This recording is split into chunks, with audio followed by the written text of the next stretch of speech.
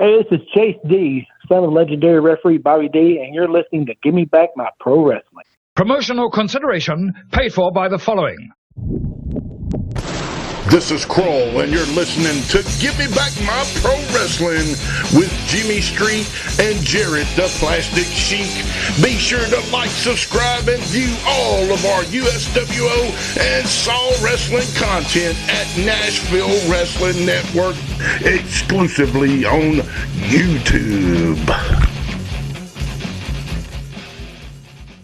Ladies and gentlemen, welcome to Give Me Back My Pro Wrestling.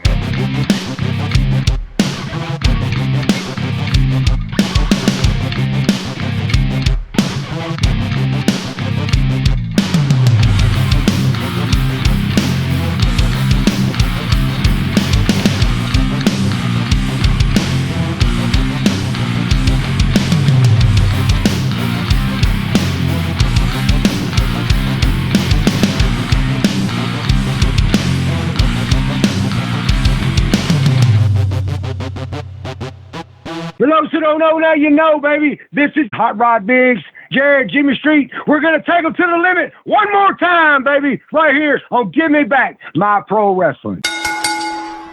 Ladies and gentlemen, welcome one more time to the Give Me Back My Pro Wrestling podcast, and I'm here as always with my brother from the same father and mother, the Plastic Sheik, Jared Street. What's up, Sheik? How you doing today? I'm doing good, brother, and you know what? I brought some charisma with me. Holy cow, you brought the territory wrestling guru and the co-host with the mo-host, Quinton Quarisma? You know it. Oh, man, that's awesome. Well, welcome back, Quinton. It's been a little minute since we've had you in the open. Good to have you back, brother. It's good to be back, guys. Thanks for letting me come back. Been on a little baseball hiatus for a little bit, so thanks for welcoming me back. Of course. Well, you're always welcome back anytime, brother. So I guess, obviously let's start off with this because I know people are probably maybe listening a little bit for this, not to be too egotistical, but after 4 years, 200 episodes, and absolute great run of shows, Wolfie D and I have ended the Live and in Color with Wolfie D podcast. Ran its course. It was getting harder to kind of pin down guests and certain things like that. We've had so many great people on the show that honestly, you might even say we ran out of guests. But, I just want to say thank you to all of the Give Me Back My Pro Wrestling listeners who listen to the Live and in Color with Wolfie D podcast. I would hope that you enjoyed them as much as you've enjoyed our show here. Thank you to the Plastic Sheik and Quinton for your assistance in all the times that you guys helped out. If you don't know this, but Jared always does our videos, our clips, our reels, our Sheik's shorts. And I can't tell you the amount of questions that Quinton has helped me with on the Wolfie D podcast. And you two kind of were unsung heroes for that podcast because, I never really kind of came out and said it all the time, but I thank you all as much for your help in that. But most importantly, I thank your help on this podcast as well. So even though Live and in Color is over, Give Me Back My Pro Wrestling is full steam ahead. Have no fear. We've got some really cool things coming up. Y'all just stick around and love you, Wolfie. Hope you're well, man. And we'll see you down the road, brother. Brother, I know you put so much work into that, just like you do this podcast, and it's we're lucky to have had the run you all had. It was a good run. I look forward to them every Monday. But hey, we still got this thing going, and we'll try to make the most of it. Yes, we definitely will. But, on to the show, today. So we do have an incredible show today. I did want to get that out of the way. But the show we have today is we're remembering the legendary referee, Bobby Dee, with his son, Chace Dee. Now, some of you may know him as Brian Bearden. Some of you may know him as Tiny the Bellkeeper, whatever you want to know him as.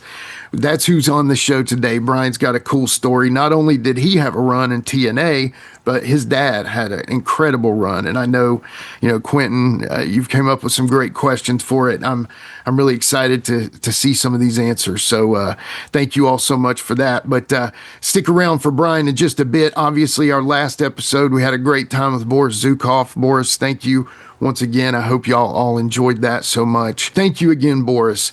I guess the most important thing I want to get to right now is the return of what is known in our circle as the greatest podcast segment of all time. Quinton, take it away. This week in wrestling history with Quinton Quarisma. All right, guys, we're going to start this one off on June 7th, 1973. We're going to Paducah, Kentucky, the sports arena, and this is for Phil Golden's promotion. Okay. And I almost said Paducah, Kentucky, and Tony Fulton voice, but you know. All right, so we'll go to the first match. It's going to be Corsica Joe, Pepe Lopez, and Sarah McKay took on Ron, Don, and Ma Bass. Corsica Joe, if most local people in the Middle Tennessee area remember Corsica Joe, and him, Corsica Gene, in the 60s was a big-time tag team. If you don't ever heard of him, look him up. Big time, the Corsica brothers. And then Pepe Lopez, if you're Middle Tennessee, you remember him. He was in the tragic car accident. Oh, yeah. That killed Sam Bass and Frank Hester. They were the Dominoes. And the third person in this tag team, so this was a call it six-person, because Sarah McKay was Sarah Lee, Corsica Joe's wife. Oh, wow. And she's the one that was a legendary ticket taker for Byrd all them years, right? That for the Jarretts. At the National Fairgrounds. She worked one side. Yeah, she did the advanced ticket sales side. And Corsica always had him that chair he always sat in. Yeah. So everybody, if you went to the sports arena, you know who Corsica Joe and Sarah Lee, or she was working with Sarah McKay at the time. So they took on, like I said, Ron Don and Ma Bass. Now this Ron Bass, okay, this is really tricky because everything I've looked up, I could only find one place where that said this was the Ron Bass that everybody knows. Okay. Like someplace Cage Match don't have him being at this Ron Bass. But he did hook up, but like not 2 weeks later, they show up in Gulf Coast as Ron, Don, and Ma down there. So I'm thinking this actually might be the Ron Bass. Okay. So, there you go. Because like I said, it was 2 weeks later, they all show up together. So I'm thinking this actually was, because everybody's got him listed as his first thing in Gulf Coast as part of the Basses. But anyway, Ma Bass, there's no footage. I can't find any footage of her. They say she had nuclear heat. They said her heat was off the charts, and I can't find any footage of it, man. But I've heard stories of the year how, man, she was just heat magnet. So nice. I love that. Yeah. So we go to the second match, and we have it's Dale Mann and Mike Pappas take on Kurt and Carl Von Bronner. Nice. If you've heard listened to us before, you know you talk about Dale Mann. Now Mike Pappas was known as the Flying Greek. He wrestled probably over 10 years. He wrestled for Gulas a lot, and he wrestled a lot for the WWF. Okay. I mean, a lot. And like I say, he wrestled about in a lot of Southern territories. He was in the 60s and up to mid 70s. He was really a big star. So then we got the big Germans, Kurt and Carl Von Bronner. Yeah, they left Gulas with Saul and went to work for Phil Golden. And Saul was part of the office up there. Wow. And, okay. They went with him. And that was a big time for them to get the Von Bronners up there in the Phil Golden promotion. And sometimes when people say Kurt and Carl Von Bronner, I think they're saying Curtain Call. Curtain Call Von Bronner. I know it's weird. Never mind. Curtain Call. Anyway, sorry. That's all right. So we go to the third match. We have Junior Rice and Chief Tapu versus Percy Pringle and Corsica Bob. Okay. So Junior Rice, I've never heard that name before, so I looked it up. And it's a guy named Randy Tyler, and he worked as Randy Tyler, and he worked as RT Tyler. Now, I remember RT Tyler. He had a good run in the late 70s, maybe early 80, 81 in Florida as RT Tyler. So that I actually remember. So he worked for a lot in Florida, worked for Gulas a little bit, worked in the Mid-South, Tri-States, McGirt / Watts territory. But I think the biggest run I know of him was in Florida as RT. Chief Tapu, we know him as one of the Samoans, original Samoans that worked for Gulas. I think he left Gulas too to come work here. I think he was one of the guys that jumped too. Man. Okay. Yeah. So then this other tag team it threw me off. Is this Percy Pringle? Yeah. Okay. This is not Bill Moody. Oh. This is not Paul Bear. Okay. This guy is from Canada, and his name was Bobby Bass. He worked all the Canadian territories, big time Canadian guy. He also worked as Bob Pringle a little bit, but yeah, it was a totally different guy. He started, he actually worked about 20 years, but most of it was up in Canada.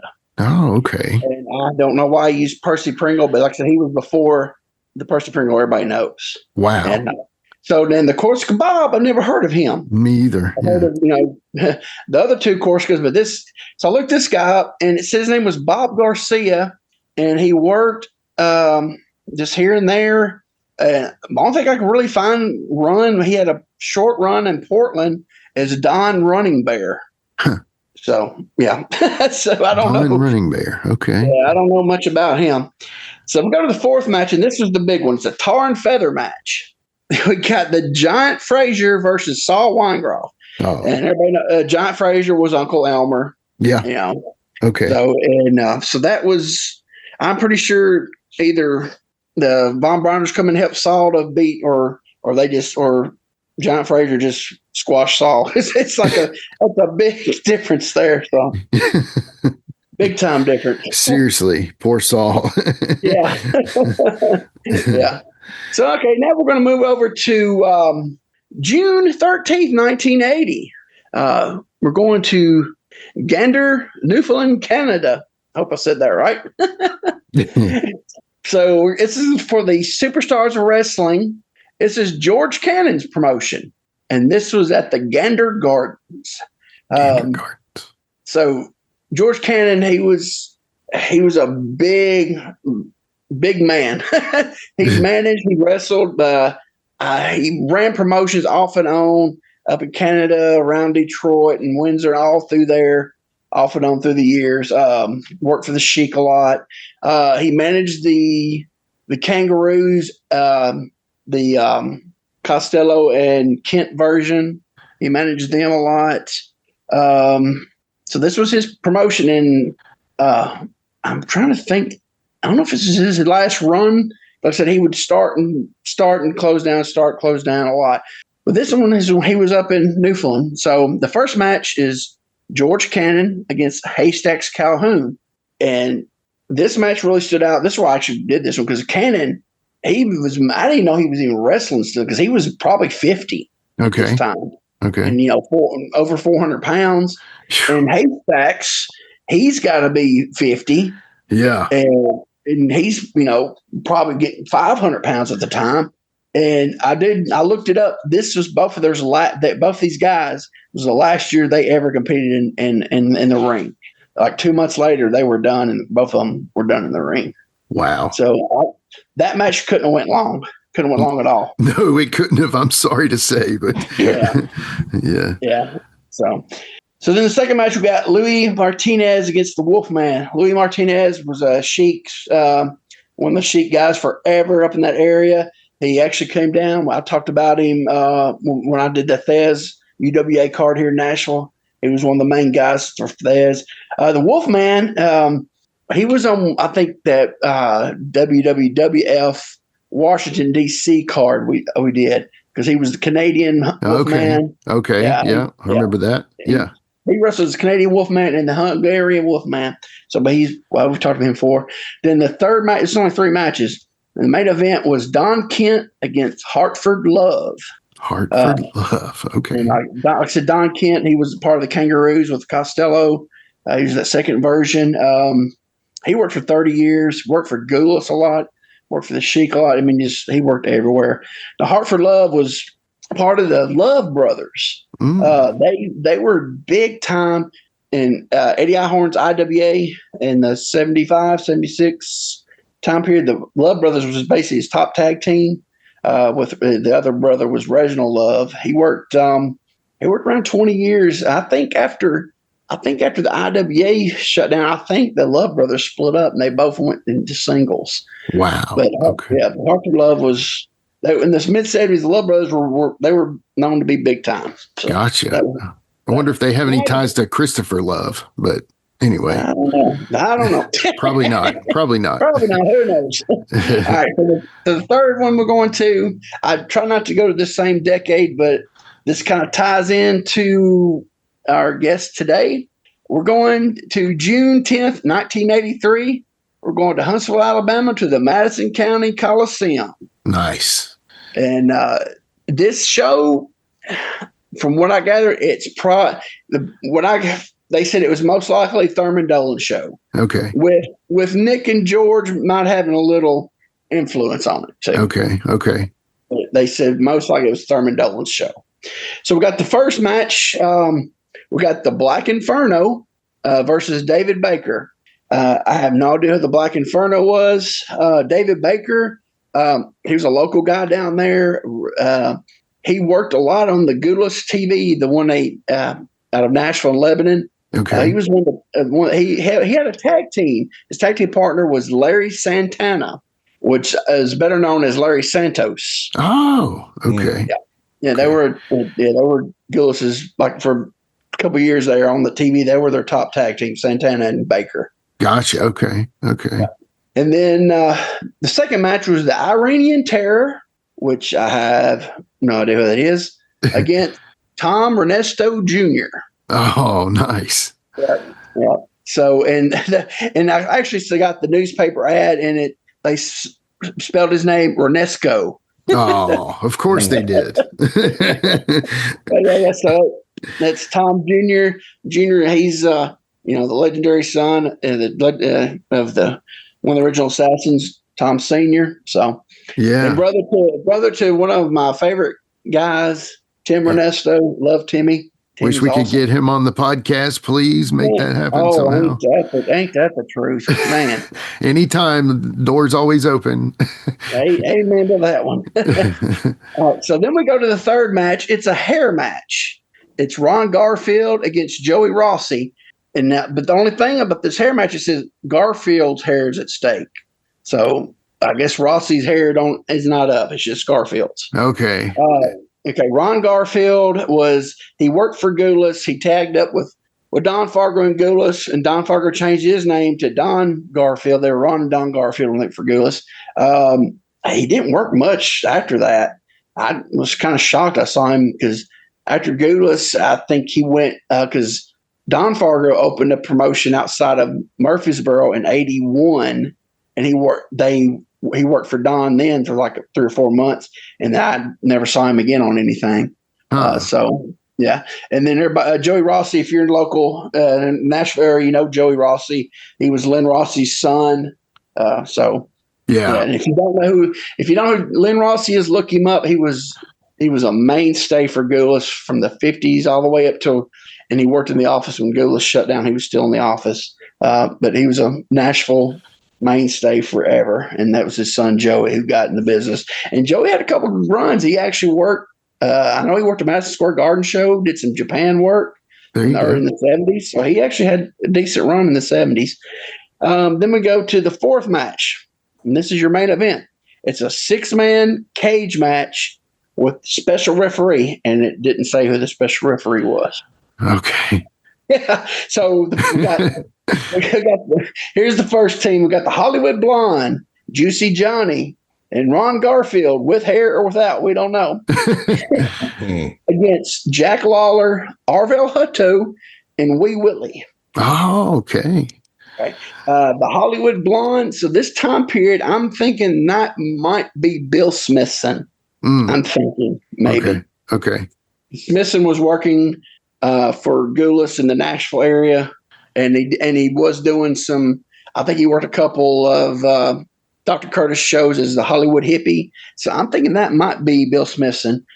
Juicy Johnny, he was Arvil Hutto's partner in the 80s. They were the Dream Machines. Bobby Dee was their manager. They were one of my favorite tag teams growing up. And so we just talked about Ron Garfield. And then the other team is a guy named Jack Lawler. He was a mainstay in Alabama. I don't know if there's any crossover with Jerry or Steve Lawler, but I'm assuming there might be somehow. I don't know. Arvil Hutto. Everybody loves Hutto. He's been a friend of the show, been on the show. Oh, yeah. I love Hutto. Yeah. Then we have Wee Willie. I don't know if it's because I think there was a Wee Willie in ICW, but I think he was a little guy. Yeah, I was going to say, I was assuming that it was a little guy. Know. So this might be a different Wee Willie. I don't know. Okay. But I picked this one out because, like I said, it's got some tie-ins to some of the content will be talked about in this episode. So that's why I picked that. I love it. Great job, man. And hey, that was a heck of a one for you coming back with that. So that was awesome. We missed it. We appreciate it. Y'all listeners out there, we'd love to hear some feedback on this. Tell Quinton how much you missed that segment and tell him, thank him so much for doing that. And that was great. And we appreciate it, brother. I'm glad I got to come back and do it. I've been missing doing these. I love doing the research. So I'm glad everybody enjoys it. Well, and this has been This Week in Wrestling History with Quinton Quarisma. Well, we need to keep you in research, brother, and that was awesome. So thank you so much for that segment. The most important thing, though, is let's get to our guest today, and that is Chace Dee. We'll be right back after these messages on Give Me Back My Pro Wrestling. Are you a pro wrestling fan? Well, stop by Captain's Corner, where you can get autographed photos, cards, magazines, and figures from all of your favorite wrestling superstars of the past, present, and future. You'll also be able to participate in live signings in the weeks and months to come. Make sure to stop by Captain's Corner on Facebook and give us a holler. Remember, cheers to the working man. This is Steve Bowtie Bryant here. Back in the 90s, I was a pro wrestling photographer for the South, and I released what might have been one of the original sets of indie trading cards. I ran across some of these original sets. They were up in Randall Fanning's attic all this time. PG-13 rookie card, Ricky Morton, George Weingroff as the Sheik, Chris Champion, Reno Riggins, Billy Montana, Gary Valiant, the Scorpion, the Medic, Rick Reynolds, Jeff Daniels, Mephisto and Dante, Ben Jordan, Steve Neely, Marcus Woodrow, Quinton Quarisma, Little Farmer John. If you'd like an opportunity to get these cards, contact me now. You can get them for only $49.99. Contact me at Steve Bowtie Bryant at iCloud.com. Get your set now while supplies last.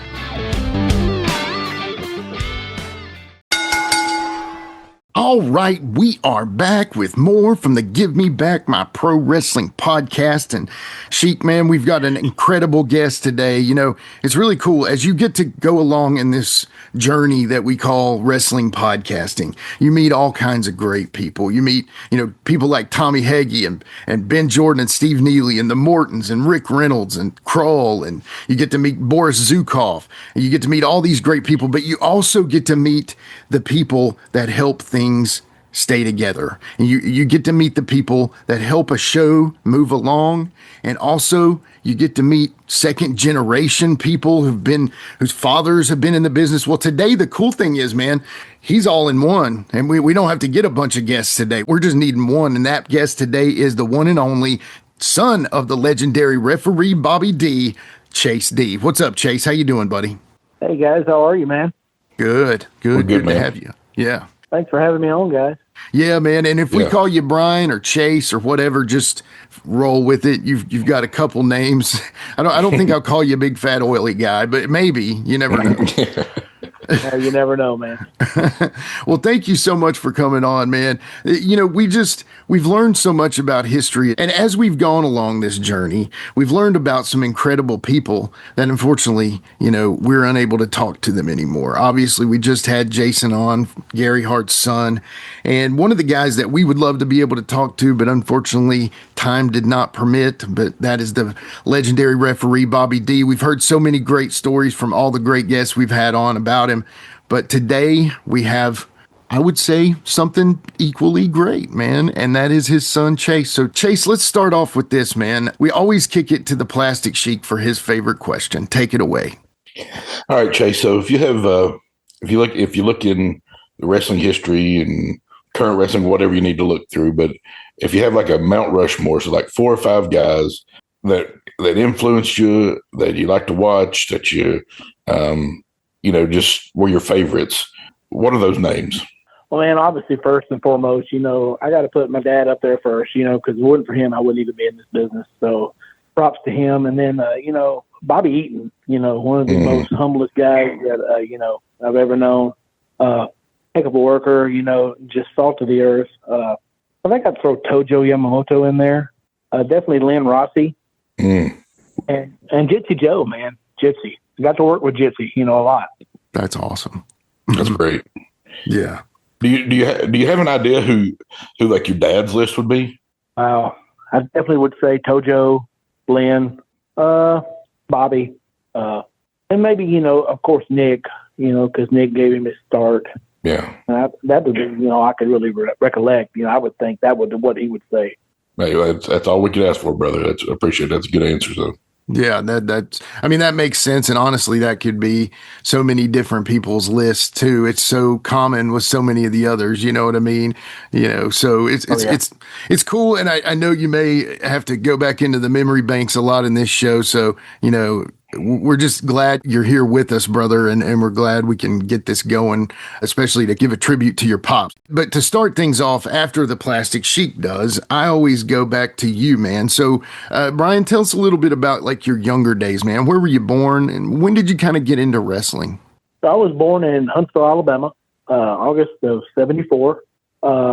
My dad had been in the business a little while before I was born, obviously. So, I grew up around it. I can recollect stories of going to the Madison County Coliseum on Friday nights with my dad when I was, old enough to go with him. I mean, my mom was taking me in a stroller when I was a baby because that's how old, I am. But there was that long hallway that I'll never forget down the Madison County Coliseum hallway. You went in the dressing room, you went down this long hallway and then veered off to the left and right. So the left was the baby faces and the right was the heels.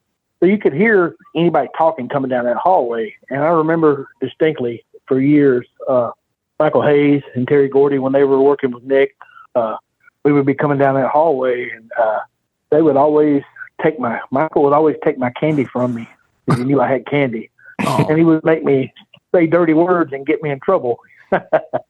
So, that's how that started, Yeah, that's awesome. Well, do you remember how old you were roughly? Let's see. I remember going I remember my mom telling me stories and my dad telling me stories of me going in a stroller. And then when I was able to actually, start walking on my own and going with dad, I would say maybe around 79, maybe 80. Okay. Yeah, man, what a time. That's awesome. Do you know who trained your dad and when that happened? So speaking with, Arvil Hutto, I talked with him the other night, and he helped me with some things. He was saying that my dad took over the reins from Rowdy Red Roberts. So I'm thinking my dad was trained by Rowdy Red Roberts. Okay. Makes sense. And my dad was like, I know Rowdy Red Roberts was putting the ring up for Nick, and then something happened, and my dad took over. And I don't think Rowdy Red Roberts was there for long with Nick, from what I can remember, from what Hutto was telling me. But I remember my dad, he broke into business like in the mid to late 60s. So, he kind of just started putting the ring up for Nick and kind of worked his way into refereeing. I don't know how that story actually came about. I'm sure it was a, hey, we need you to ref tonight spot kind of deal. I'm sure. But, he was trained at the time. So, they just stuck him in there, and the rest is history, man, Yeah, no doubt. Yeah. And do you know anything about his first match or anything by any chance? Like who might have been in it or anything? My dad, from what I remember, him telling me, he never wrestled too much. I just always remember him refereeing.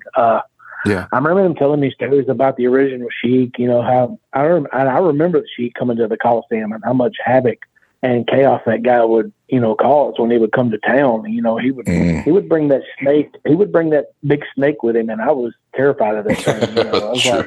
I was run and hide, man. No doubt. I mean, I think I would. I mean, obviously, if the Sheik were still alive now, that's a different story. But man, I think I would run from the Sheik almost at any point. Snake or not. Yeah. Had that look about him, it was just, he was scary, man, especially to a kid my age. Yeah, but it's like as an adult, it's funny because you kind of see that he was actually kind of cool. You know what I mean? Oh, like he had that super cool element, but as kids, man, he scared us to death. It's crazy how scary something can be as a kid, but then it turns cool, right? So, I mean, right. Yeah. Well, on August 8th of 1972, this is kind of huge for your pops. Jackie Fargo and Al Green had their famous hair match in Memphis, Tennessee. Your dad was the referee for the match. The story goes is that Nick and Roy didn't want heat on the regular Memphis ref when Fargo lost and had to get his head shaved. Did your dad ever talk about the match, and did he ever get any death threats from the fans over it? He did. He told me stories about it when I got older. So the original story was what he told me, and you can correct me if I'm wrong. I believe that Al Morton, which was Ricky Morton's dad, the Bald Eagle, was supposed to be the mainstay referee for that territory, and they want to put the heat on him, so they brought my dad in and obviously put the heat on him. But I remember him saying that he had to be like escorted out, and my dad carried a pistol with him all the time, so he had to be escorted out, via police to the car that night because the fans were just rabid, man. They were ready to get him. Man, I bet. I mean, did he ever talk about any other times about him running from the fans? Oh, for sure. Yeah. Like even when he was, like when I was old enough to go with him and start walking, there would be many nights we would leave the Coliseum or any other places we would go around Tennessee or Nashville or places like that. And, I remember him putting me in the back seat of the car and making me lay down, So I remember stuff like that, It was kind of scary, as a kid, 5 or 6 years old, Yeah, no doubt. No doubt. Man. Did you ever get to go to the studio in Lebanon, Tennessee in the 80s when your dad was working with Nick and George? I did. I sure did. You got any special memories or stories, anything like that you'd like to tell us? I want to say it was, you guys remember Thurman Dolan, obviously, right? Yeah. I remember sitting in the crowd with Orville's son, Robbie. We were best friends, and we would, hang out and tag along and sit and watch the shows. We were sitting and they had the bleachers in that studio that were close to the ring, like really close, not like they are nowadays, they're far away from the ring, but they were really close. Like you can reach out and almost touch the ring apron. So I remember one day I remember Thurman got a little color, and he, it just went everywhere. It just spewed everything in front of there. It was, at that time, kind of like, oh my God, it's like, whoa. Yeah. But I remember stories of Tommy Heggie. My dad he's managing Hutto and Johnny when they were the Dream Machines. Them tarring and feathering Tommy Heggie and somebody else. I can't remember who it was. Maybe it was his dad, Herbert, maybe. But I remember that too. That's cool, man. Cairo syrup and the pillowcases, of the feathers. Yeah, tar and feather kind of. Yeah. Man, we've heard Tommy talk about those before on the show, man. That's some good stuff. Yeah. Again, building off that Dream Machine you're talking there's Arvil told us a story about that him and your dad got ran out of Hartselle, Alabama. No pay or even to get dressed. They just had to get going. Do you ever hear about that story or remember anything about that? Yeah, I was actually in Hartselle that night when that happened. And I remember the fan jumping onto Johnny and Hutto intercepting him. And the fan actually had a fork and he dropped the fork. And of course, my dad picked it up. And when the cop got there, he saw my dad with a fork and he said, "You guys got to go." And I remember my dad not even being able to get dressed. They just made us leave. They wouldn't even let Hutto and Johnny get dressed.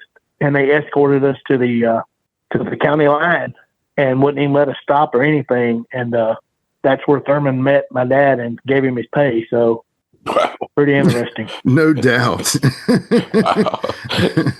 People these days don't even know anything about how dangerous wrestling like that can be. No. Oh man, there's a few fans that still are diehard, and you see them at these spot shows, God bless them. They're the fans that keep everything alive, man. But back in those days, man, it was rough. No doubt. Absolutely. Well, when your dad started running shows, did you help out with anything? I'm sure you did, like setting up rings and chairs, security, anything like that. Yeah, when I got old enough to be more involved with it, I would help, set the ring up when I was able to pick those pieces up and carry them and whatnot, and set up chairs and work the concession stand with my sister and my mom, and we would do things like that. But yeah, I remember those too. My mom would sell tickets, like when we used to run in Federal. My mom would sell tickets, and I would be in the booth with her or whatever. Yeah. Well, okay. So, like, when do you did he enjoy running shows? Did he enjoy being a promoter versus like refereeing? Was that something that he just felt like he wanted to try, or was that just something that he felt like he had to do? Or I don't think he had to do it per se. I know he enjoyed it because him and Hutto were running towns for a little while, and they were doing pretty good. We had some good name talent, and George would come in and help every once in a while, and that would be George Gulas, obviously. But yeah. I remember when we were running Fedville, Nick was still involved a little bit. He would help out, and they would put it over on the TVs, like from Lebanon and stuff like that. But yeah, he really enjoyed it. That's cool, man. That's cool. And do you remember like the towns that he ran specifically? We did like Hartselle and Lebanon, and we did Cowan, Tennessee, from what I remember a lot. Never went to any big towns per se that I can remember. Gotcha. But I remember towns like Cowan, Fayetteville, Tennessee. The Fayetteville, Tennessee was like a mainstay for us for a while. We ran the mother school, the rec center there in Fayetteville. Gotcha. Okay. And so, like, who were some of the talent that worked for him during that time? So you had Tommy Heggie, and of course you had Hutto and Johnny and my dad and George, Herbert Heggie. I think I said Tommy already, but I remember they would bring the bear in sometimes. I remember being a kid and being the wrestling bear. That was my gosh, a fun thing to watch. Yeah. No doubt. Now, okay, so did you ever get into promoting yourself? I never did. Okay. I always wanted to do it. I helped out on a couple of shows in Virginia a few years ago with a promotion called AWE. Okay, yeah. Entertainment. Helped write some storylines for them. But other than that, I was the announcer for them. But I got to delve into that a little bit and help do a little bit of booking behind the scenes. But it was fun. I would like to try it for sure again. Yeah, well, you need to, man. Come on, hook me up, help me out. No, I'm just kidding. Give me back my pro wrestling, the promotion. We're still trying to do that. No, I'm just kidding. So, okay, well, do you remember if anything like give your dad like advice that he would give you, especially like where you're kind of getting older, and maybe that would translate to a father and son, but also to a wrestler, a referee, wrestler, whatever, manager, to another person that is also getting in the business. What do you remember any advice like he would tell you and stuff? Well, my dad actually did not want me to get involved in wrestling at all, but you know how that turns out. Yeah, so of course. He tried to steer me clear of that, but being around it since I was so young to walk, that was not going to happen. But the best advice he ever gave me was, he was like, don't do anything stupid. Don't get in any kind of, God forbid, any kind of drugs or anything like that, Right. But he would tell me to, once I got in the business, started refereeing, I refereed first. He would tell me to sit in the locker room and be respectful and listen and just absorb things like a sponge. He said, because these guys are veterans and they're going to steer you the right way. Yeah. So yeah. I would do that for sure and be very respectful. Yeah, that's cool. That's cool. I can't imagine. I mean, I'm jealous because I've learned so much about that time in this podcast that we've been doing for 88 episodes now. Can you believe that? But I've learned so many, about this time, and I just, it's like I feel like I kind of was there, but it's because I've heard this story so many times, or similar ones like it, and all these different names. If we do anything on this podcast, I hope that we help transplant people back to that time to give them that same feeling. You know what I mean? Oh, for sure. Yeah, that was to me like the most funnest time in my life that I remember being around that time. And, and I've told you this, we've talked plenty of times, and I've told you this, and Jared, and you can listen to, you guys have the best podcast that I think going today. I'm an avid listener. I've been listening since day one, and I love it because you guys go back and talk about the territorial days and other things, not just the territorial days, but I love that aspect of it. I love being able to go back and reminisce and listen and, get a little emotional sometimes hearing some of that stuff, Yeah. Well, buddy, we thank you for that, man. For sure. And I say that I'm only as good as my team. I've had Jared since the start, and obviously I don't want to do a podcast without him. But then when we added Quinton, man, it was like this light. When you're in wrestling and they say the light bulb goes off. I think for our podcast, in a sense, Quinton has kind of been that for us. Like he's been the guy that because we weren't a pro wrestler. I have my little stint in the business, but I'm not a pro wrestler, so it's nice to have the backbone of a pro wrestler on your podcast too. And speaking of, Quinton is here. What's up, Quinton? Hey, what's going on, guys? Hey, there he is. Hey, Quinton, buddy, how are you? Good. How you doing, brother? I'm good, man. Well, we were just talking about him and his dad running shows. All right, Chace, you got any good Thurman Dolan stories? Yeah, we were talking about one like recently, right before you hopped on. We were talking about the Lebanon TV days when I was a kid, sitting out in there in the crowd with Arvil Hutto's son Robbie. We were like best of friends growing up, and I remember Thurman getting a little kids older, and the ring was so close that it sprayed us all, and we were like, oh my goodness, And Thurman was a heat seeker, man. Yes, he was. Oh man, I love that. He was a good promoter too, man. Yeah, he was a good promoter. Very good promoter. That Lebanon studio, man, I lived in Mount Juliet, which is right down the road, and I never got to go to it. I begged my mom forever to take me up, but she never would. So I'd watch it, on 66 out of Lebanon, and I always wanted to go to that little studio. But I never got to. It was so, what's the word I'm looking for? The ambiance there was just like, I can say that word now. At that time when I was young, I didn't know what that word meant. But like looking back now, it was just a nice setting and everything was so close and together. And it looked good on TV from what I remember too. Yeah. Yeah, it did. Yeah. Yeah. I if we ever build a time machine, I'm sending Quinton there in the time machine. So that's the plan, at least, right? So the next one I got is Tommy Heggie. We love Tommy Heggie on this podcast. He might be one of our, Mount Rushmore of the podcast. But Tommy Heggie said, ask Chace this, and that's what we called him. Why was he so daggone mean when he was little?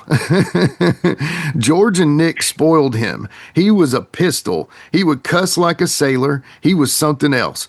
Bobby Dee was a great guy. He was one of his favorite people in the business, and that's what Tommy said. Do you have any Tommy stories at all? Yeah.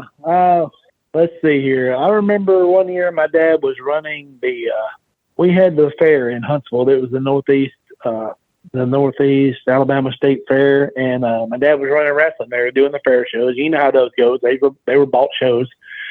So, he had Orville and Tommy there, and I think Tommy was working heel and Orville was working babyface. And but I remember the dressing rooms were off in one of the convention halls there.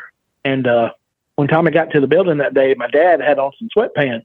And, of course, Tommy pantsed him right there in front of everybody. The crowd wasn't in the building yet, but, my mom was there and some of the boys and girls were there. And my dad got a little peed at him, but looking back on it, he laughed after that night. But, but Tommy would run roughshod with me, too, when I was a little kid. He thinks I'm the bad guy. He probably created this little monster looking back. So Tommy made you mean. That's the answer to the question. That's right. Exactly. There we go. We got you, Tommy. So we're here. Yeah. And it was Jared that said that, not me. Yeah, no, man, seriously. Like I said, we can't say enough good things about Dante, man. He's the man. He's, if Ben Jordan is the ultimate baby face, he's our ultimate heel, so, man. Yeah, what can you say about them two guys, man? They're the salt of the earth, brother. Yeah, Ben loves you too, man. I was just talking to Ben about you. So he was saying, oh yeah, Chace, love him. Yeah, great guy.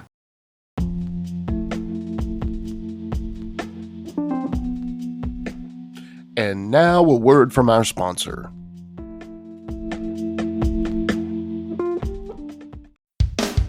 CHW is continuing the legacy of historic professional wrestling in Tennessee with monthly events at the Armory in Ashland City. CHW owner Mike Green has made it his mission to present the best pro wrestling shows in the Nashville area, and he has been delivering the goods. CHW Wrestling combines all the elements that Tennessee wrestling fans have come to expect.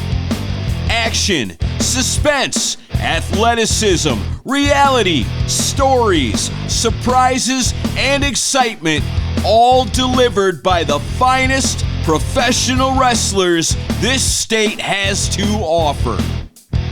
Follow CHW Pro Wrestling on Facebook for the latest news, announcements, and show dates.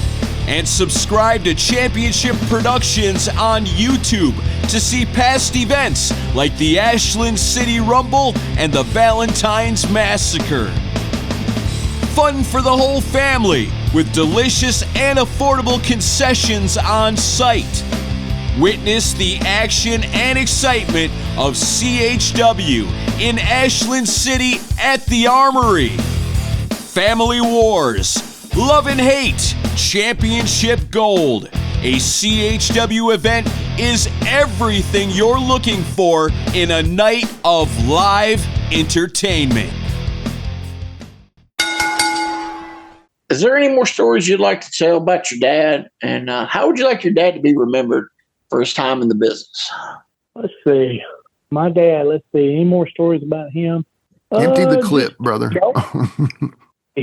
The only stories I can, remember, like him being, being little and being like when we were running Fayetteville and doing the rec club there, I know my dad and them would work main event a lot with him and Hutto and Johnny. And I think my dad, they would work a 2 out of 3 spot, and, Heels over in the first match, Baby's over in the second, come back for the third fall. My dad would come out without his glasses on. I started putting 2 and 2 together. I'm like, something's going to happen here. You know what I mean? That's when it clicks upstairs. I'm like, uh-oh. So come to find out, he would get popped or get pulled in the ring or whatever the deal would be. But I remember that. But, yeah, I think my dad would want him to be remembered for just being, just a humble, gentle, loving guy. He would give you the shirt off his back, man, and he's deeply missed, man. It's not a day I don't think about him, and I know he's looking down on me right now and thinking about me.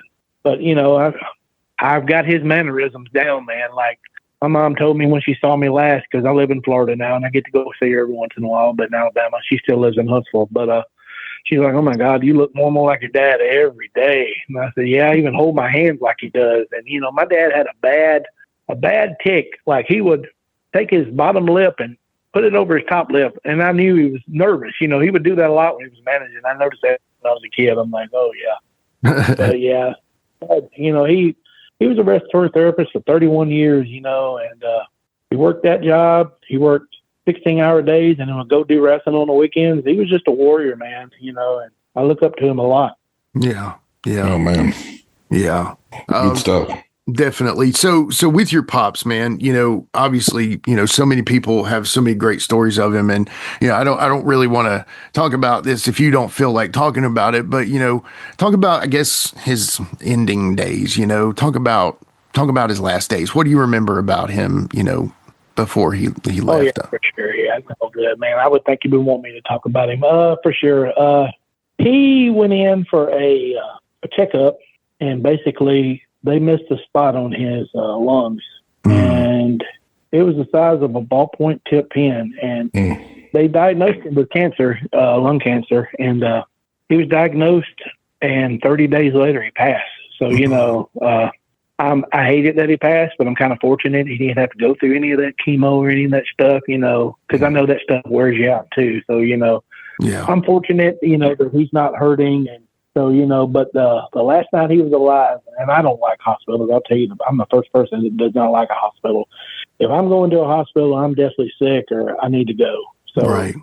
But my mom was up there with him. She was staying night in and night out, and I went up to see him that day. And I was going to go home that night. And my mom's like, why don't you stay with me? I'm like, I really don't want to, And he coerced me into staying. And this is a true story. And he was in the same hospital he worked at. So they ended up having to put a note on his door because so many people that worked there were coming in to see him, and it just lets you know how much he was loved. Not just at the hospital, but in wrestling. But had to put a note on his door, because he was getting too many visitors. But the nurse had come in. One of his machines was beeping, and we were asleep. And of course, the beeping woke me and my mom up. And the nurse come in, she's like, "Oh, the machine's fine. He's good. I'm just going to reset it." So he just reset the machine. So me and my mom got up. She went to the bathroom. I went to the bathroom, came back. And as soon as we come back, my mom went to touch his hand. His hand was cold. So I will say this day, I believe that machine beeping was him waking us up saying, "Hey, I'm leaving." You know what I mean? Yeah, man. Wow. What year was that? I was glad I could say 2004. Gotcha. Yeah. Man. Oh, man. And you had some great things to come for you still. You know what I mean? Some things I'm sure you would have loved him to have seen, and I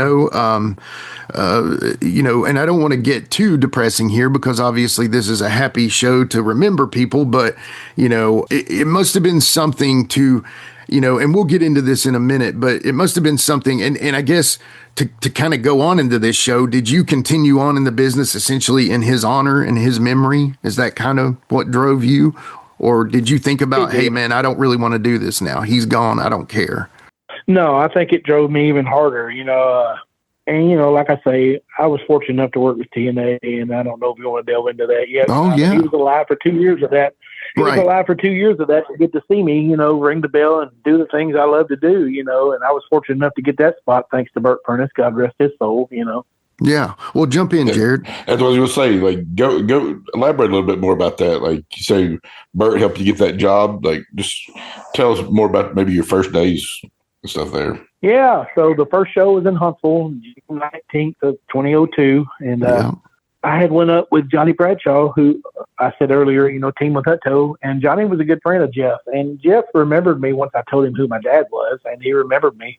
And we went up opening day of ticket sales at the Von Braun Civic Center, and we sat with Jeff. And I remember it was me, Johnny, Jeff, and I think Don Harris. I think it was Don Harris was there.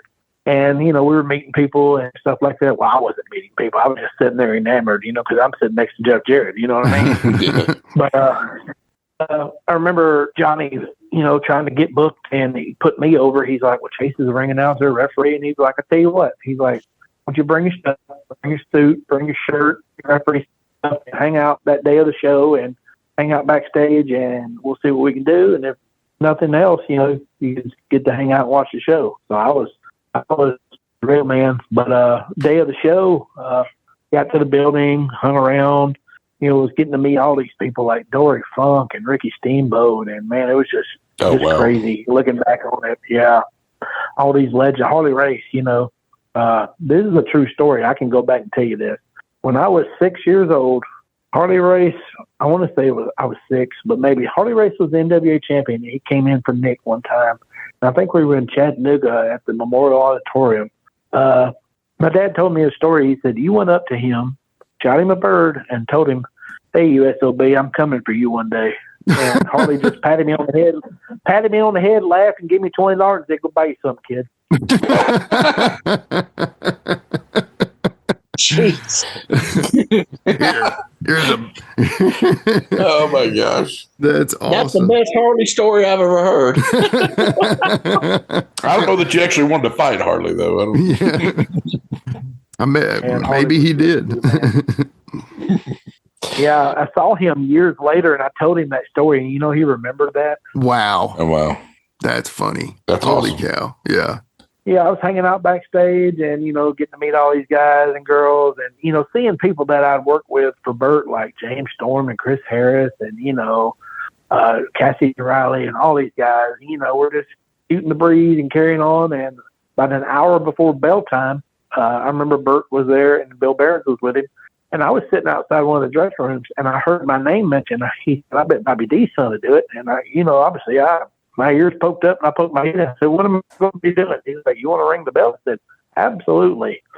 So they sent me upstairs to get a T-shirt from merch. And, funny story is they didn't even have a bell the first night of the show. They had to take a fire alarm off the wall of the Civic Center and post it to a piece of plywood. So I had my own bell at home that I made, and that's how I started kind of just sliding my way in. I I just started traveling to Nashville, driving on my own dime and not even getting paid. Yeah. Bringing my bill and just kind of worked my way in, you know. And when Jeff found out I wasn't getting paid, he got a little hot at me. He's like, "You should have said something." I'm like, "Well, I wasn't saying nothing. I get to do what I love to do." And he's like, "No." So, you know, they started paying me a little bit. You know, it wasn't nothing really to brag about. It covered my gas. But, yeah. And then, you know, getting to move forward, you know, once we left performing in Nashville, we went to the fairgrounds and started doing there. And I came in one day, and that was when Bob Armstrong was doing a director of authority type gimmick there, and they had Dustin Diamond there, and they were like, "Well, Don West was supposed to do a spot with him tonight, but he just had some kind of surgery, so he's not going to be able to do it. Do you want to box him tonight?" And I'm like, "Sure." So that got to do that. So that's pretty cool. Got to meet Screech from Saved by the Bell, and he was so just nice, you know. Yeah. Yeah, I was going to ask you about that when the boxing match with him. So whose idea was it to actually put you in there? So I believe it was Jeff and Jerry. It was Jeff and Jerry. Mm. And like I say, I think it was Don West was supposed to do it, but I think he had some kind of surgery where he wasn't going to be able to take any kind of falls or anything. So they were like, "We can just slide him in, you know." And I'm like, "Yeah, I'll do it." So, you know. So did they do any build up, you know, with Don West not being there and you taking his place? Did they have a story of why you were doing anything, or they just to go to the ring and do it? You know, from what I remember, and I think this is a true story, they did a segment where Jeremy Borash brought him out and interviewed him on the stage, and they were talking about, this is when the celebrity boxing thing was going on, so they were putting that over, and he just got through boxing Horseshack, I think, from Welcome Back Kotter, so they were putting that over. Okay. Over, and, I remember that. Yeah. And I think Borash said something about, "When are we going to see you in the ring?" He's like, if I get in the ring with you, Borash, I'll whip you. You're a pipsqueak or something like that. Mm-hmm. And of course, you know, Borash studies bug eye gimmick, and he looked down and he's like, "Well, I can't fight, but maybe Don West can." And then Don West goes, "No, I'm not a fighter. I'm a lover. Yeah. But I got somebody who can do it." And at that time, you know, I sat next to Mike and Don at the table, and he's like, "My man Tiny here will do it." And I stood up, and he was like, "You want to be a bell ringer all your life? Won't you get in there and ring Screech's bell?" And then I said, "I'll do it." And that's how they worked into that. That's awesome. That's awesome, dude. Yeah. Fun, and you said he was cool backstage and stuff? He was very cool, yeah. They did the spot where when he was going to knock me out, they told him, they said, "When he lays down, we want you just to walk on his back." He's like, "I don't want to walk on his back." And I'm like, "Walk on my back, man. It's fine. And we're here to put you over." You know what I mean? Yeah. Do your deal. Yeah. But yeah, he was really good. That's awesome. And so obviously that's in 2002. And then in 2007, against all odds, you lose to Christy Hemme. And basically you can't, like the fat, oily guy gimmick. Now, obviously you'd been Tiny the Bellkeeper. Who came up with the fat, oily guy gimmick? And then how was it working Christy Hemme? So the fat, oily guy gimmick came as a reference to the WWE, the Big Dick Johnson gimmick. Right. They were doing They were doing the whole voodoo mafia with Billy and Road Dogg and TNT, and they were making fun of BKM, which stood for Vanity McMahon. It was a slur on his name, you know, right? Allah, whatever you want to say. But it was. I'll never forget. I was at home one day. I was off work. I was off from the shoot job, and my phone rang, and it was a Nashville number, and I answered it, and it was Rudy Charles calling me from the office, and he was like, "Hey, we're sitting here around the table, and we have a spot for you if you're interested." And I'm like, "Go ahead, tell me what it is." They're like, "Well, you've been watching WWE?" I'm like, "Well, you know, obviously I do, you know." He's like, "You know who the Big Dick Johnson character is?" I'm like, "Yeah." He's like, "Well, we want to bring you in. We want to do a spoof off of that." He said, "Would you be interested?" And I said, "Yeah." And I hear Jeff in the background on the conference going, I knew he'd do it. So Jeff must have had me in mind. So game in my game, man. You know, I didn't care. It was awesome. I had fun doing it. Yeah. Let me just say this, because I don't want to come across as fake here, but I did not love when TNA would do stuff like that, to where, because I felt like they had such a good product anyway, that I felt like, man, ripping off or mimicking the WWE. But I will say this, now that I know you, Brian, I'm very happy they did it. At the time, I was like, man, this is kind of, come on, this is WWE. But oh yeah, looking back on it, man, it was horrible. You know what I mean? I even can say that myself. It was bad. bad. I'm like looking back and I'm like, oh, this was bad. I mean, I just laugh about it. Yeah. Now that I know you, I would never say it was bad. I like it now. You know what I'm saying? I've changed my mind. But obviously at the time I was like, man, it's a little too much. But hey, I'm glad you got a booking, man. That's the important part. And that's a good perspective. And I think any wrestling pundit, podcast, historian, people who just say their opinion on wrestling, they need to think of these guys as real people and put yourself in the position. Would you take that opportunity? Because you never know when another one's going to come, right? So Exactly. So, I mean, yeah, when I tell people how much my Pizza was for that, they go, oh, I would have done that in a heartbeat. So. Exactly. Yep. Well, you can share that if you'd like, but you don't have to. We're never going to ask specifics. Oh, no, I'll definitely share that with you. So I signed my I-9 forms when I got to Orlando, and they told me, after the tapings, because I did the pay-per-view and I did the 2 tapings of Impact the following 2 days, and they said, we'll have your check mailed to you in a couple of weeks. I'm like, okay. So a couple of weeks passed, and I go out the mailbox, and lo and behold, there's a check from TNA in there, and I open it up, and it's like $2,500. I'm like, oh, wow. So I was like, that's the biggest payment I've ever got in wrestling for a 4-minute match with Christy Hemme, Don't tell Wolfie D that. Yeah, don't tell him that. I don't need no heat with Wolfie. Go ahead. But lo and behold, 2 weeks later, my sister comes in from her work, and I'm in my room, and she goes, hey, you got another check in here from TNA. And I'm like, wait, what? So I open that up, and it's $1,500. So immediately I get on the phone, and I call Terry Taylor. And I'm like, Terry, I just got another check from y'all. It's $1,500. You already paid me $25. And I don't know why. My dad would be saying, boy, don't say nothing. Shut your mouth. But anyway, right. Being the honest guy, being the honest guy I am, I go, was this a mistake? He goes, no, it's not a mistake. So I'm like, well, okay. So it was $4,000. Please don't tell Wolfie. I'm just kidding. No, man, I won't. But that's funny. That's awesome. Good for you, man. I would have done that too, bro.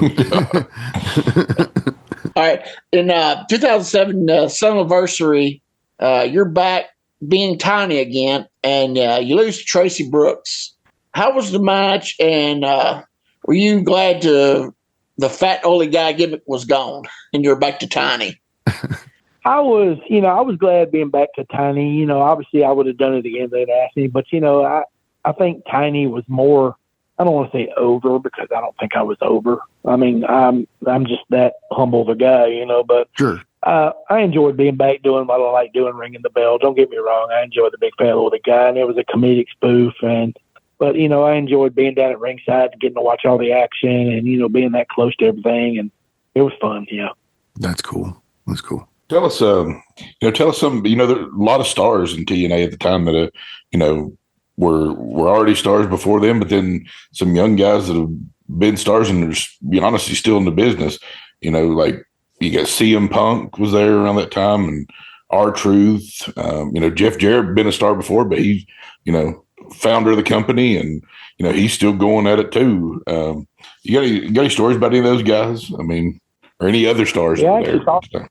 Yeah, I remember going to the first show in Huntsville and hanging out and getting to meet AJ Styles. I had never met him. Man. I knew he'd worked for Blue Barons, but AJ was first time I saw him work in the ring. I was like, oh my goodness, this kid's got it. You know what I mean? Yeah. And I just knew that big things were going to happen. And he's still doing his thing today, man. I got to see him back at WrestleMania in New Orleans a few years ago, and we sat and talked in the hotel for a little bit and shot the good times, and it was good to see him, man. But like AJ and seeing Punk, come up when he was just off the independent scene. I mean, I think he'd had an ROH stint by that time, but I wasn't a big ROH fan because I didn't get it, and I didn't buy any of their stuff. But I didn't get any of the TV channels that came on, but I saw like clips and stuff of it. But yeah, there's a true story of him, and I don't know if you guys heard it, but there's a true story of Eddie Hart. Yep.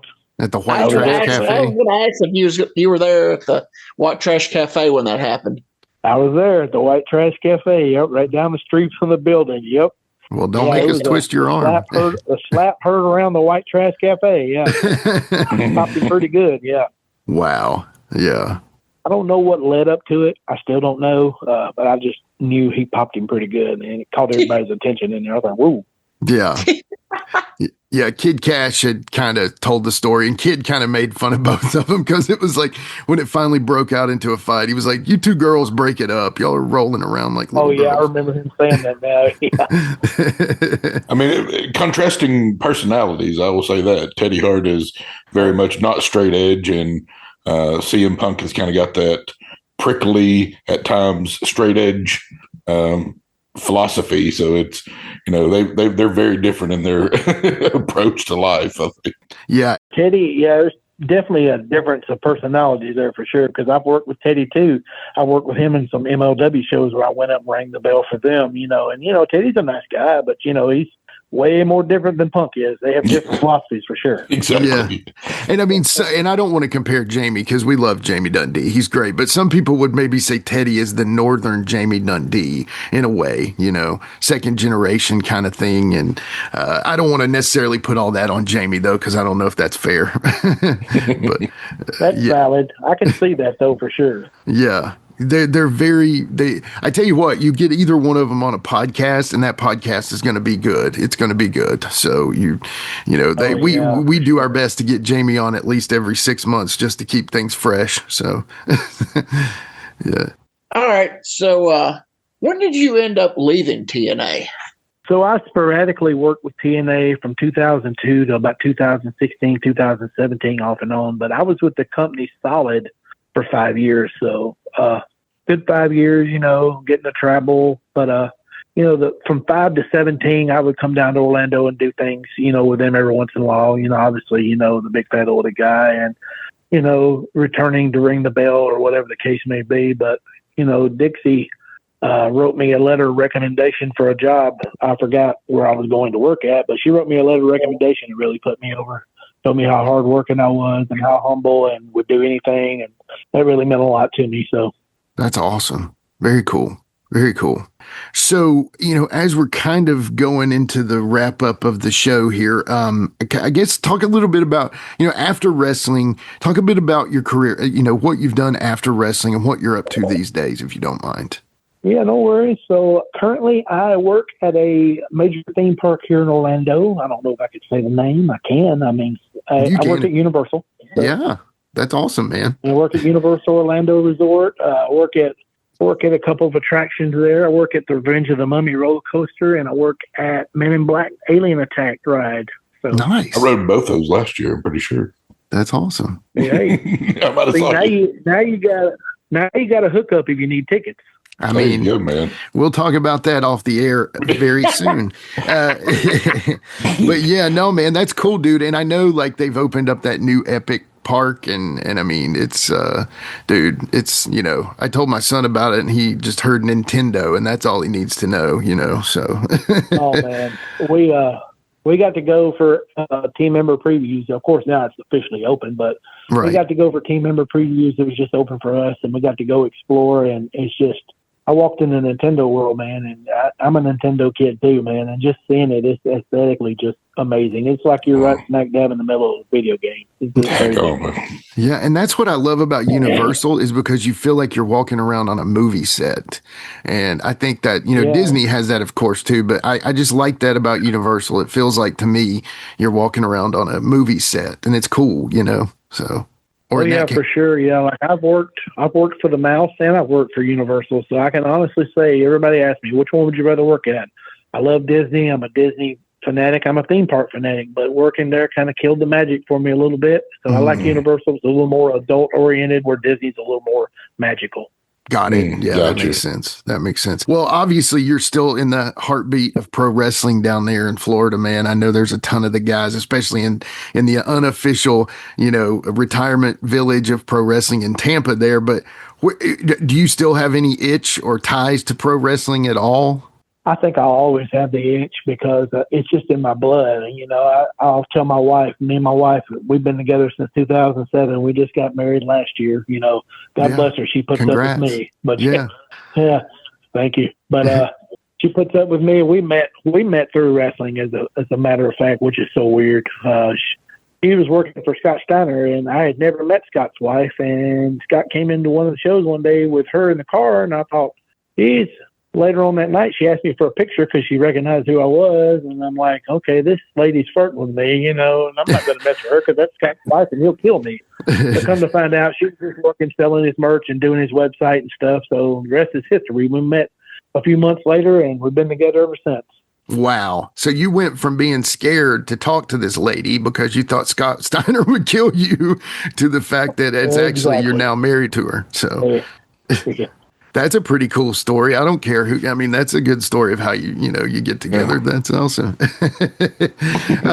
Like I said, we always pivot to the Plastic Sheik for his final question. Sheik, take it away, brother.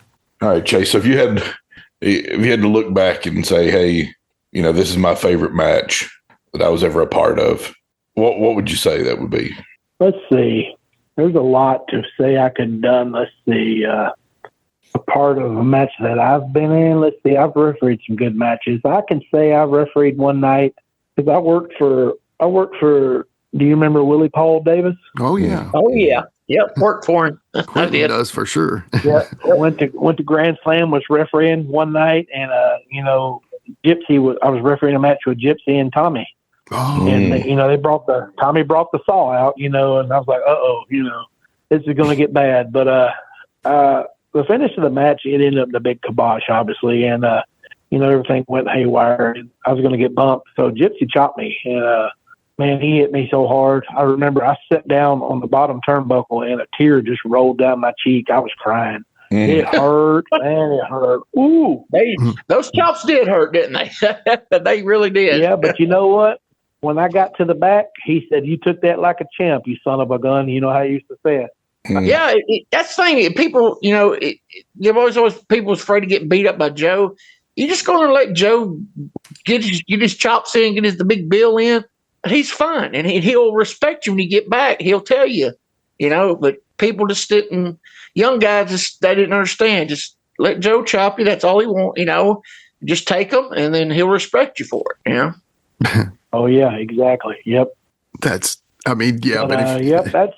Go ahead. That's some good stories. I remember, like, growing up, I'll never forget one night, Tommy and Herbert was wrestling Orwell and Johnny in Fayetteville, and, they got the heat on Tommy, and, of course, Tommy made the comeback and made the hot tag to Herbert. Herbert came in, and he was just fist of fire. He was bumping everybody, and sure enough, he spit his false teeth out right in the middle of the ring and picked him up without even missing a beat. Oh my God. It's awesome. Oh man, I don't think there's a better story to end with than that. Yeah, you will pop that one. Oh man, well Brian, bro, this has been awesome, dude. Thank you so much for doing this with us today. First of all, we got to learn about your dad. We got to talk about you. Very cool, very happy. I feel like a bit of a job accomplished here. So first of all, thank you, Brian, for doing this, brother. Seriously. Yeah, man. Thank you guys for having me on. It's an honor and a privilege. Like I say, you guys got the best one going, man. I love it. Thank you. We appreciate it, man. Yeah. Thank you for saying that, man. I really appreciate it. Yeah, I'm sorry I was late and didn't get to hear the Dream Machines. Because, man, they were one of my favorite tag teams growing up, man, watching them and your dad work. So sorry I missed the question because I was running late, but it was good to talk to you and everything. And hopefully we'll talk to you soon again. Yeah, man, for sure. It was good talking to you, brother. Take care. All right. You too. Thank you, Brian. Appreciate you, brother. All right, man. Thank you so much, guys. All right. Take care. Brother. See you, Take man. care. We'll talk soon. All right. We'll be right back to wrap things up after these messages. Hey everybody, Gene Jackson here, inviting you to check out the Retro Wrestling Review, where each week I'm joined by some great co-hosts who help me review classic episodes of USWA Championship Wrestling, and right now we are doing week-by-week reviews of 1993. But we don't just do reviews, sometimes we get a chance to interview some of the people who were there and lived it, plus do watch-alongs. It's a lot of fun, so check out new episodes that drop every Wednesday at WrestleCopia.com, and to find links to everything associated to the podcast, you can go to uswapodcast.com. That's right, it's the talk of Middle Tennessee, the channel you love to hate and the channel you hate to love. It's Brian Turner from Brian Turner's VHS Rehab. And if you're looking for matches from Wolfie D to Jerry Lawler to Dusty Rhodes and the team that put a pimp before your eyes and a goatee between your thighs, Booty Call and Athena, go to lostwrestling.com. See, I made it easy for you. Brian Turner's VHS Rehab. Booyah. Hi, this is Mike Needham, host of the Reckless Abandon podcast with Mike Needham. We invite you to jump on your favorite podcast platform and search for the Reckless Abandon podcast and give us a listen. I'm sometimes joined by a part-time podcaster, part-time co-host, and full-time wife, Tiffany Nicole. We talk wrestling, we talk pop culture, we talk local events, local happenings in West Tennessee, and a ton of other stuff. But be sure to check out the Reckless Abandon podcast. Find us on Facebook. Also, look up the Microgroup Podcasting family on Facebook and see some of our other podcasts we have out there. Until next time, make good choices and always remember, no dollar, no dice.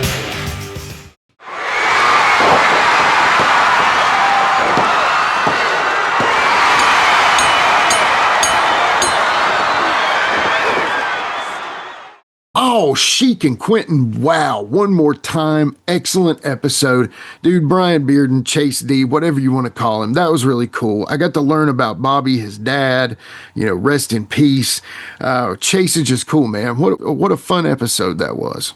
Yeah, man, it was great to talk to him. I mean, you never know what you're going to get when somebody's talking about somebody else part of the time, but he did great recalling stories with his dad's career and then talking about his own. It was a great episode. Yeah. It was what little bit I got to be a part of it. I enjoyed it. I'm definitely going to go back and listen to it when it drops because, like I said, some of that stuff he taught. I remember watching Bobby Dee and hearing the stories. Heggie and Hutto would tell me about Bobby Dee, because they were really close to him. And through the years, I hear stories about him, and so I'm looking forward to the part I missed. No, you're going to love it because for full transparency here, those were your questions anyway. So you'll get the answers soon, I promise, so, you'll get the answers now because you just listened to it. So but whatever, we've just confused people. We're in the multiverse. I don't know what's going on, but we do want to say thank you so much to Chace for coming on. We've been trying to put this show together for a while now, and it just worked out perfectly that it came about. Obviously, if you guys want to follow us and keep up with us, we're at GMBMPW on Facebook, Instagram, X, and YouTube. Y'all check us out, follow us, like us, subscribe us, help us out, share us. Just do whatever you can to just help out the show. If it's a simple follow or if it's just a simple listen, either way, we greatly appreciate you all. We couldn't do it without you. Thank you so much for supporting us during this path as you have. Next week, we've got another incredible show, and I'm going to go ahead and say that I'm not going to announce it now because I don't want to jinx it, but it's going to be an awesome one. And our buddy at Captain's Corner helped us out, and we're excited to start working with him on Give Me Back My Pro Wrestling. You could always buy a shirt and wear it on live TV too. Oh, speaking of, yes, tell us about that. Of course. So we just went to, me and the kids just went to SmackDown in Knoxville. It was great. Great time. They surprised us that Jey Uso, even though he's part of Raw, was there, and Logan Paul was there, and he's a part of Raw. But it was a good time. Let me tell you guys, Jey Uso, people would kill to have that reaction. I'm sure wrestlers. There's been plenty of wrestlers that are Hall of Famers that have never got a reaction like I saw him get. A lot of pops for different people, and it was a good show. I mean, nothing groundbreaking or anything happened. It was cool to see Cena in his farewell tour, even though he's never probably in my favorites, but I respect what he's done. But it was great to be able to see that. Didn't get to see Randy Orton. I was kind of hoping he would be there, but it's all right. R-Truth, got to see him. I was really excited about that. He got a great pop. They're saying he's been released or that he won't be renewed at the end of his contract with WWE. That came out today. Yeah. I think it's a mistake. I don't know. Maybe he's wanting to move on. Maybe not. I don't know. It's Yeah. That's a guy you keep around just for entertainment, just to entertain the boys in the back, you know? Yeah.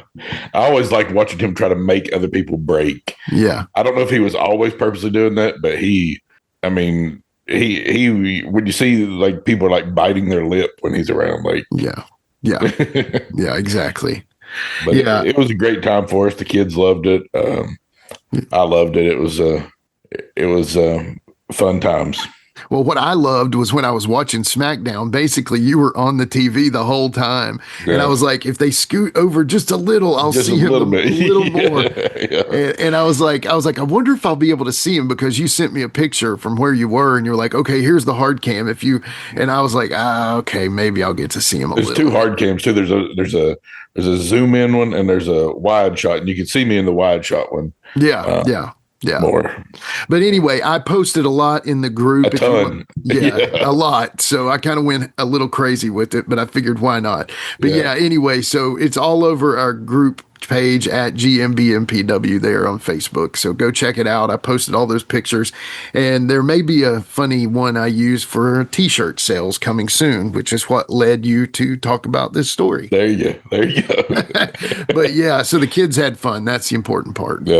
Yeah, absolutely. Yeah, that's cool. Well, thank you for that roving report, Sheik. We greatly appreciate that. And I think that's it, guys. Y'all have anything else, Quinton? You good? Just go check out them t-shirts. Buy one. Thank you. Tell him. I'm so mad I can't.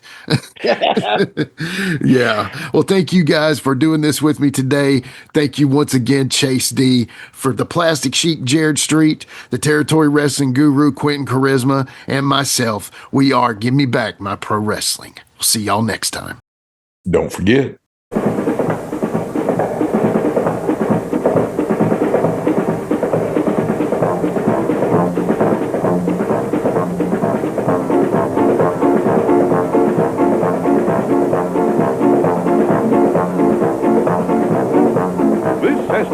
Championship Studio Wrestling, promoted by Nick Gulas and sanctioned by the NWA. Recognize the Airback. Nick Gulas, promoter, presents Championship Wrestling at the Madison County Coliseum, Friday, November 7th at 8:05 p.m. See one of the nation's top TV wrestling stars when Tommy Rich meets Joe Hamilton in the main event match.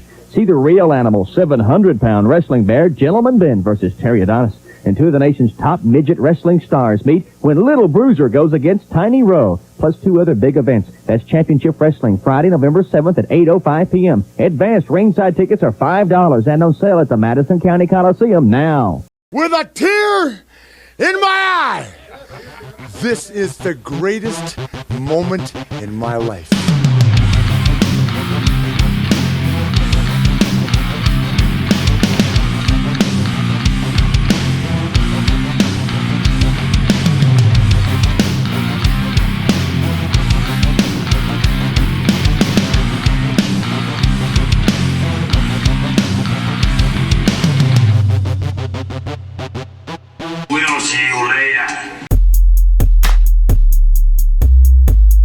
This has been a James Rock Street production.